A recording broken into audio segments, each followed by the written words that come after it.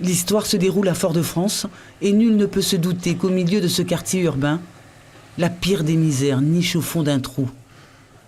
Nous empruntons difficilement le petit tracé boueux qui sert de chemin. Nous vous aidons, regardez si nous avons trouvé un côté bon, trouver un manière solution, changer la situation, changer.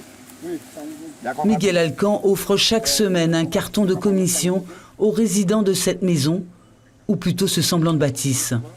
Pas d'eau courante, ils font de la récupération d'eau de pluie dans ces récipients truffés de moisissures et de larves de moustiques. Le pire, la réelle descente aux enfers, c'est maintenant. Âme sensible à s'abstenir, l'état d'insalubrité du logis se passe de commentaires. Non, mais ça va. Yo, là, pareil, mani des fourgonnettes, mani bénévole qui peut, mani nom qui peut ba force là. Nous avons venir tout ça qui pas utile, tout ça qui pas nécessaire. Nous avons foutu ça en raser. Aucune demande d'aide en instruction, pas même un contact avec les services sociaux.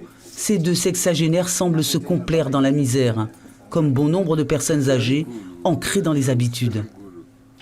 C'est suffisant pour nous, hein. Je ne demande pas besoin de plus à mes affaires seulement. Je suis... Mais est-ce que vous touchez l'argent quelque part? Est-ce que vous avez le RSA? Dans l'état avant, je touchais par une copine et puis là, je ne la vois plus.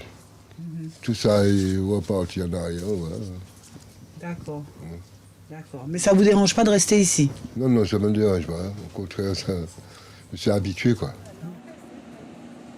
Miguel Alcan est l'un des membres actifs de l'association chrétienne CRC.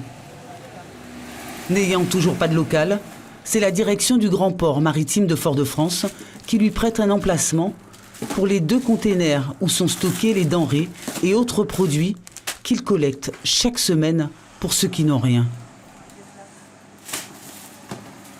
Il y a des familles qui viennent, des mères de famille et des retraités qui se retrouvent dans la précarité par rapport à leur loyer qui est très cher. Et donc, avant la fin du mois, leur argent est épuisé. Donc, ils viennent chercher des repas pour eux aussi, pour leur famille. Et on voit des mères de famille qui viennent avec leurs enfants. Une partie du stock sert à préparer les repas qui sont distribués les dimanches et jours de fête à la Croix-Mission et dans la mangrove du Lamentin. Les autres cartons, organisés en fonction des besoins de chaque famille, c'est Miguel lui-même qui se charge de les livrer à domicile. Selon l'INSEE, plus de 20% des Martiniquais vivent en dessous du seuil de pauvreté. Il est estimé à 615 € mensuels.